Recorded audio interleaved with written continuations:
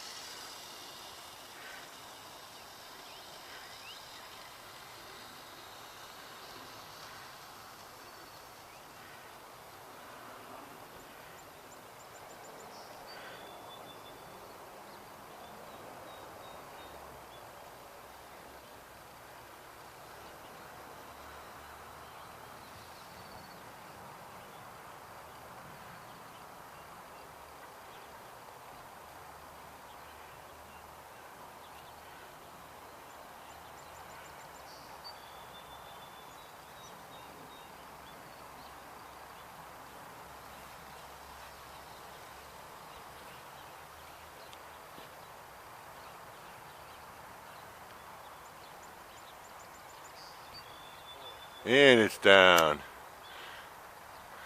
Not bad.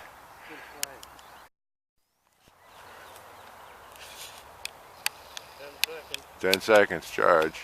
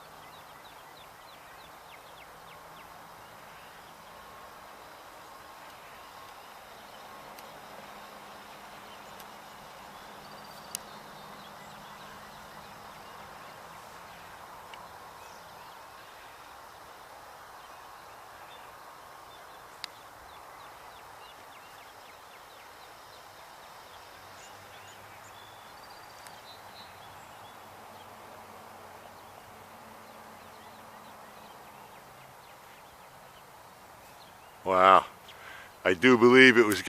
Okay. Alright, 5-second charge. Hit it, bro.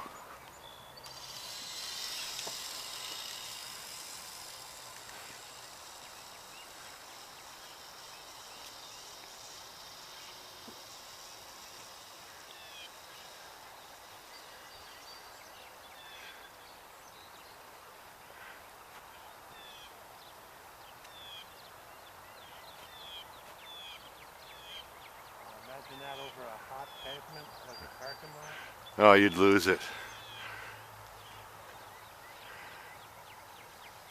How far you have to walk to get that from where you launched it, Rich? 7 feet. Yeah. 3 steps. It's so light you can will it back to you. That's right. Good flight, man.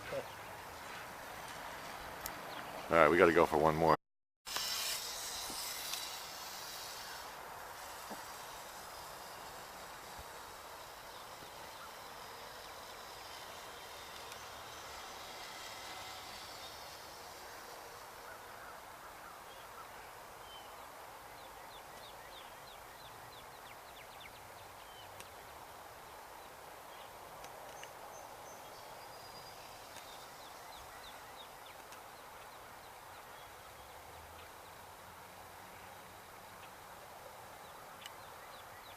Yeah. I can see those being a big hit if they were mass produced.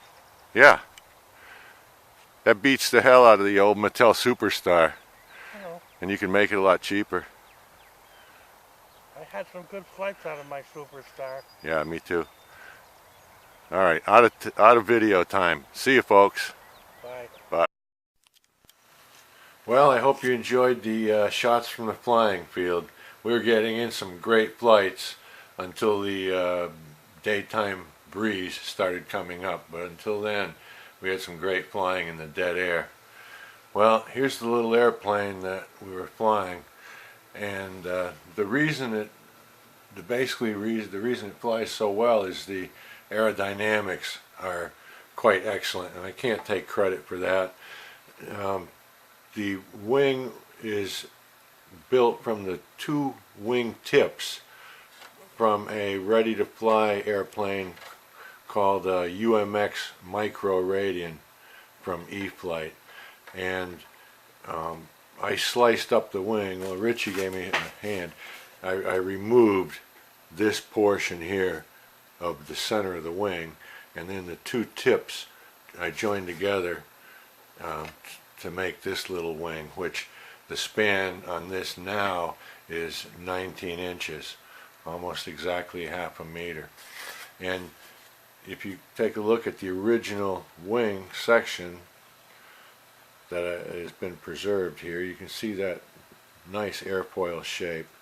It's a beautiful lightweight foam that has like a skin to it, very smooth, great airfoil, and the way it's been molded, there's even a little washout in the tips to make sure it's going to fly well, have good stall characteristics, which it does, and you saw in the video how slowly it flies and how stable it is. Tail surfaces are originally it was the fixed portion of the stabilizer from the Micro Radian.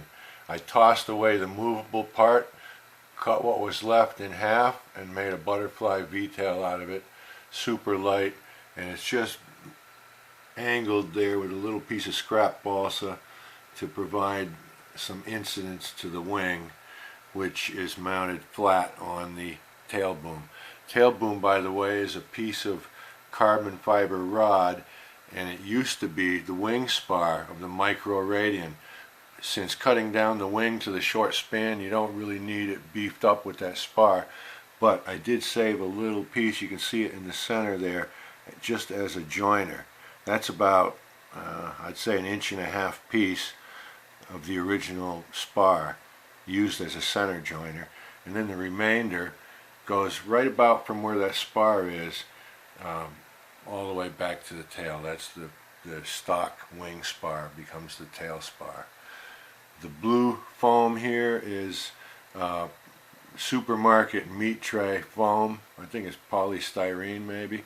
It's got a little piece of balsa wood formed around the edge of it there, just so it doesn't wear into the foam when it lands. Supercapacitor and a switch mounted right there. The super cap is a 10 farad capacity, and most of the capacitor planes I've seen on YouTube have a single motor with the usually 5 farad capacitor, which is half this capacity. I couldn't source a 5 farad capacitor, but I got a really good deal on these 10s from our friends the Chinese, and it comes out to about $2 a piece when you buy 5.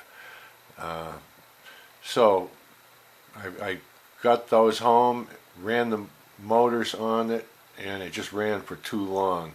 Actually about twice as long as what I wanted. So I thought the simplest way is to use 2 motors to cut the duration in half. Gives me twice the power. I can make twice the airplane, and that's why I have a 19-inch one here, which is bigger than most of the ones you see on YouTube. The motors are out of a toy airplane. They're the same size as the ones that you see on micro, like little pocket quadcopters. In other words, 6mm diameter, 15 millimeters long, but they're not as hot of a winding as the little quadcopter motors. These have an ohm reading at the terminals of about 3 ohms apiece, and the little mini micro quad motors typically, although they're the same size as this, they typically measure down to about 1 ohm, or sometimes even a little less. So it's a lot fewer turns of winding of heavier gauge wire. It's going to turn more RPM.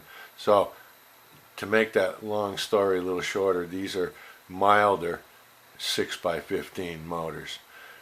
Propellers on them are the ones that came on the motors. They were in a little toy, a little flying toy that my friend gave me a bunch of these little junk motors and props and things. These are 45 millimeter diameter. Not sure of the pitch, not sure what RPM they turn, but they came out of a toy that uses a 1-cell LiPo battery, which is 3.7 volts usually. So the supercapacitor only provides 2.7 volts, so, and it goes down from there when you start running. So these motors are not turning as they would in the original application. They're starting at about half power, and they run down starting immediately. Get around that by having a super efficient airplane. With this setup, you get 30 seconds of good power, and then you get 30 seconds of winding down and just enough to sustain and extend the glide. So that's what we got there. I put a little switch in there and makes it easy to charge it up without the motors running, and you can just count the seconds of charge to regulate your flight time. Our full charge flights today, this morning with Richie and I flying, we were charging for about 12 or 13 seconds. Gives you a full charge on this, brings the capacitor up to 2.7 volts, and that was giving us 1-minute flights, which, as I say, is about 30 seconds of good climb and then 30 seconds of powered glide on the way down. And the full charge flights like that were typically a minute. The only one I had a stopwatch on was 1:03. Here's the wiring. Those two motors are just wired in parallel to the capacitor, and the switch interrupts one leg. So very simple. I don't have a scale, but this weighs just slightly more than nothing. It's unbelievable how light it is, and you saw in the video it really floats. Okay, I'm not going to go into a lot about care and feeding of supercapacitors. That's going to be for another video. But if you intend to play with these supercapacitors, read up on them first. It's possible to do some damage to them if you mistreat them, and they're not like typical batteries at all. So study up on those. Okay, and sneak preview at another upcoming video. Richie's capacitor plane. It's the wings and tail from a Gillows Javelin rubber power, mated to a homemade stick fuselage pylon mounted wing. Another motor from a toy airplane. And we took this one out this morning. Not quite enough power to fly, so we've got one a motor coming in the mail, and that's going to be a 7mm by 20mm geared unit with about a 5.5-inch propeller. Should move this along well. Alright, catch you next time here on Sonex 413. If you like the video, hit like and hopefully subscribe. We'd love to have you as a subscriber on the channel. Keep 'em flying, gang. Okay, here we go, charging up. And there it goes. A very small partial charge. That way we can keep it in a little closer to the camera.